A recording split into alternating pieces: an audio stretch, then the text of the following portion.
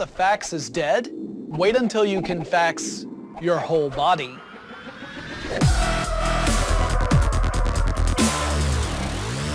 Well, what if we take that same idea, but think small?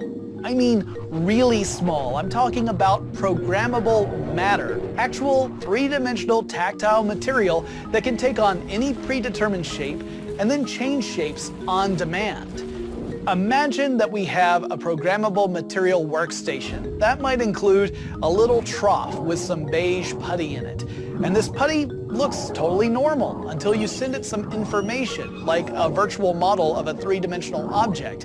And then it springs into action, forming that object right in front of your eyes. Now, it sounds like it's the stuff of science fiction, and that crazy kind of technology has to be 100 years away, right? Maybe, but maybe not. One approach to programmable matter is claytronics, which is an idea that came out of Carnegie Mellon University and Intel. The base unit of claytronics is the cadom, the computerized atom. Now, these cadoms can work together to form three-dimensional objects on demand. And building that kind of machine is pretty tricky. They have to be able to receive energy. They have to be able to communicate with one another. And they have to be able to move around, preferably without having any moving parts of their own. So several years ago, Carnegie Mellon researchers built cadom cylindrical prototypes that were 44 millimeters in diameter. Now, these things were able to move around on a two-dimensional plane, pushing and pulling against each other using electromagnets. In the future, we want to see even smaller cadoms, maybe just a millimeter in size, or the size of a grain of sand, or maybe even smaller than that.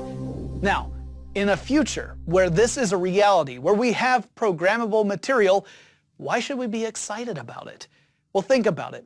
Email has pretty much rendered the fax obsolete. But what if you could fax three-dimensional objects? Let's say that I have a trough full of claytronic cadoms in front of me, and I take an object and dip it into that trough. The cadoms flow over it, creating a virtual model of the object I've put into it. And then I send that to you, and you have your own trough of claytronic cadoms that assemble themselves into that same three-dimensional object. Boom! I just sent you a copy of a real physical thing. Or in the far future, it could be part of telepresence. Forget phone calls, forget video calls. I would be able to create a full three-dimensional claytronic version of myself that could appear in front of you and give you a handshake or even a hug. The entertainment applications for this alone are astounding. Imagine playing a video game and the characters literally leap off the screen and become three-dimensional creatures in your home. And if this stuff becomes plentiful and cheap enough, we could have objects disassembling and reassembling themselves everywhere. Let's say I've got a bunch of friends coming over for dinner and I want to make sure I got enough seats for them. Well, I could use claytronics to build the furniture right then and there. Then, when my guests leave, I could have it disassemble back into those individual cadoms and go into a vat for storage. One thing we have to take into consideration is this amazing future may never appear during our lifetimes. But I'm still really excited by the prospect of people working on this technology. And we don't even know where it could go. I mean, when people first started making computers, they had no way of knowing that the future would turn out to be as amazing as our present is. That brings me to this week's question for you guys. If you had a big old vat of claytronic cadoms in front of you, what's the first thing you build with it? Shape-shifting material that can transform itself in real time, changing colors and shape on demand. It sounds like special effects you would see in a sci-fi movie, but this is no illusion.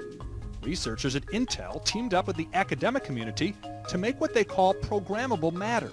The basic idea is the notion that you could have a material that could change its shape or change its physical properties just by reconfiguring itself.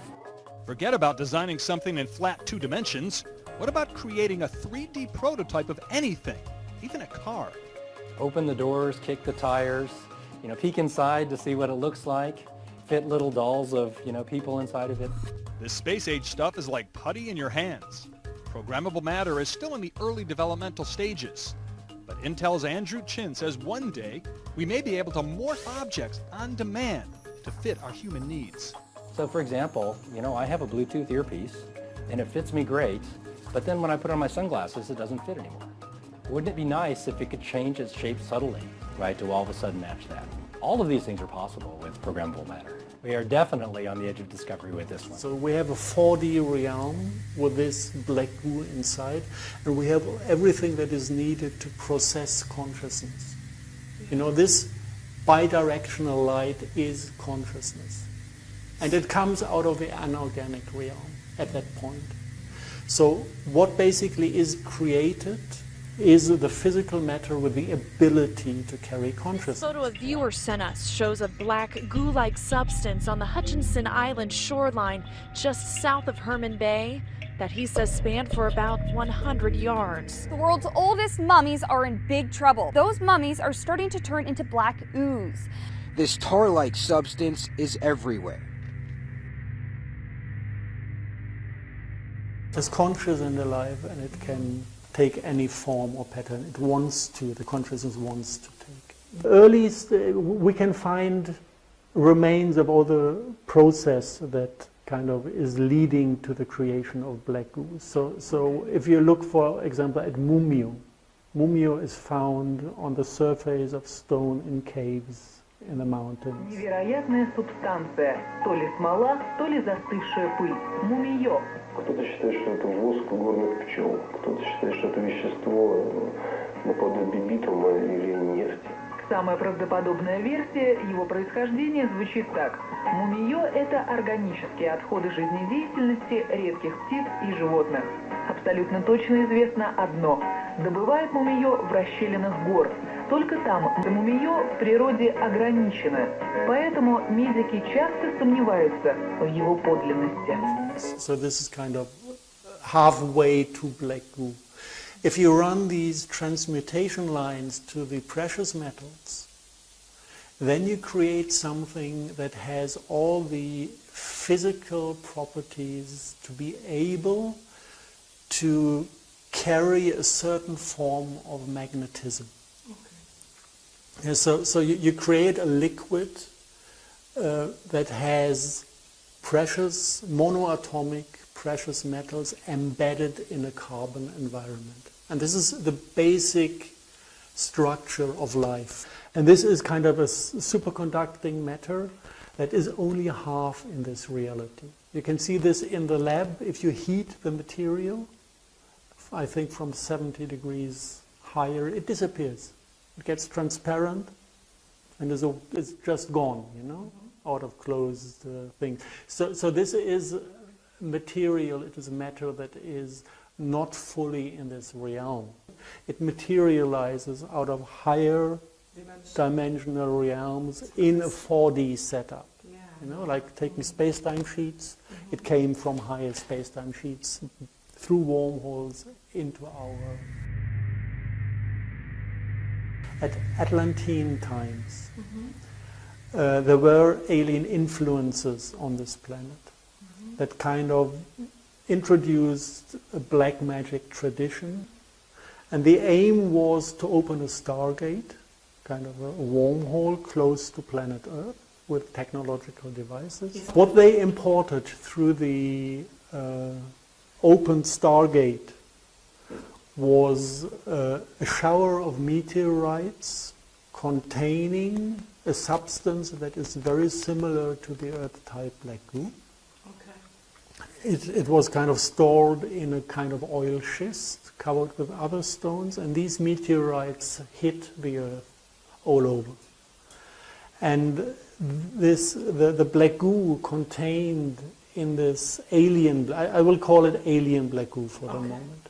The SS during World War II was an occult organization, and they mined this alien black goo and used it as occult pieces of whatever, you know, like making the end of knives out of this alien black goo or something to put on letters that they don't fly away from the table. You know, just small things integrating into daily life. If you just see with what kind of lack of empathy they crossed Europe, you know what this substance does with you. And when I was for the first time in contact with the substance, the same happened to me. I was not prepared to counteract the influence. So I was close to killing the hotel manager for stupid little things, you know. I didn't even know what was happening with me. I could not process the anger and rage in me because I was completely taken over by this. And all the world religions are basically infected with the alien black goo. You have the black stone in the Kaaba in Mecca. Yeah, and they say this is a meteorite. It's a cube. Right. The cube around, no, there's in one of the walls, on the corner of a wall, there's a black stone embedded in a silver frame. That's very cool. And this is the meteorite, according to the tradition, Mohammed found in the desert. Okay. The tradition says it's meteorite stone, so it is alien, so it is reptilian. And so basically it's like infecting a loving religion with a source of evil. Under the Peter's Dome is a huge rock of alien black goo. Every altar in older churches in Europe carries a black altar stone. If you look at the writings of H.P. Lovecraft, he describes the black magic cults that are explicitly worshipping these black alien stones. And there's one description of a ritual they make. They sacrifice little children, blood sacrifice, in front of the black stones. And then kind of etheric beings, demons, huge spider-like demons are coming out of the 3D projection, out of that stone, to absorb the energy released by the blood sacrifice. Where is it? In the mythological tradition, they are described as demons. They are basically holographic projections out of an alien quantum computer. We communicate with these demons. And either we say, okay, this feels like evil, or we don't want to get in touch. Yeah, but our Stay elites clean. are the But governments. many people decided, wow, this is interesting. You know, they're not connected to their heart, they are just connected to the brain. Yeah. And they start to deal with them. And this is the black magic tradition. And what you get from them in return is worldly power. Yeah. Okay. So they help you. You worship them. You supply them with your physical energy because they need an energy source. They don't have an energy source included. This is why this is a vampire system in a way. This is the prolonged development of blood and fire sacrifice. Yeah? And we are worshipping basically these dark entities by the way we live, knowingly or not knowingly. Yeah? And this black goo has to do something with the communication with demons. This is in the black magic tradition, these black goo schists were used to communicate with the demons. So this all interconnects on political, scientific, and the level of mythology.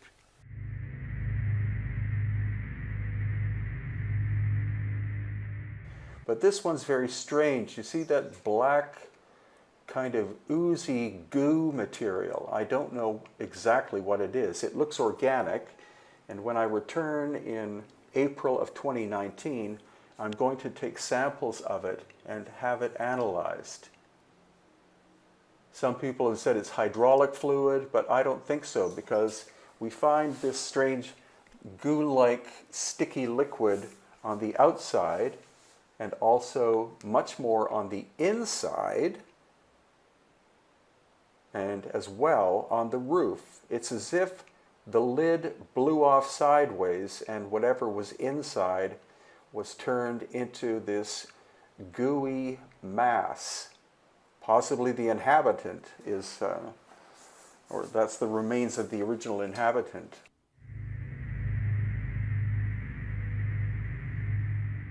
For we wrestle not against flesh and blood, but against principalities, against powers, against the rulers of the darkness of this world, against spiritual wickedness in high places.